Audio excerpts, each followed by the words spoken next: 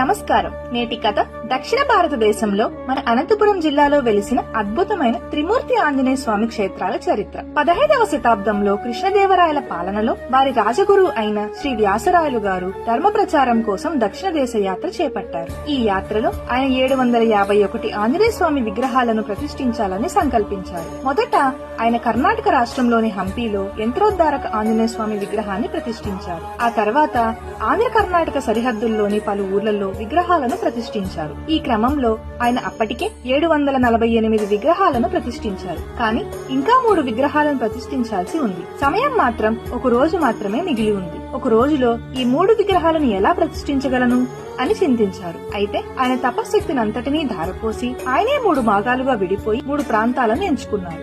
ఈ 3 చోట్ల ఒకేసారి శ్రావణ మాసంలో శ్రవణ నక్షత్రంలో ఆంజనేయ స్వామికి ప్రీతికరమైన మంగళవారం రోజున ఈ 3 ఆంజనేయ స్వామి విగ్రహాలను ప్రతిష్ఠించడం జరిగింది. ఆ 3 పవిత్ర క్షేత్రాలే మన మురడి, మాకల, ఇప్పుడు నేమకల్లు, కసాపురం. మొదటిది మురడి ఆంజనేయ స్వామి. కర్ణాటక సరిహద్దుల్లో ఉన్న మురడి గ్రామంలో వెలిసిన ఈ ఆంజనేయుడు భక్తులకి బలాన్నిచ్చే శక్తి స్వరూపుడు. రెండవది నేమకల్లు ఆంజనేయ స్వామి. ఆంధ్ర కర్ణాటక సరిహద్దుల్లోని నేమకల్లు గ్రామంలో ఉన్న ఈ ఆంజనేయుని గుడి స్థానిక ప్రజల ఆరాధన కేంద్రంగా నిలిచింది.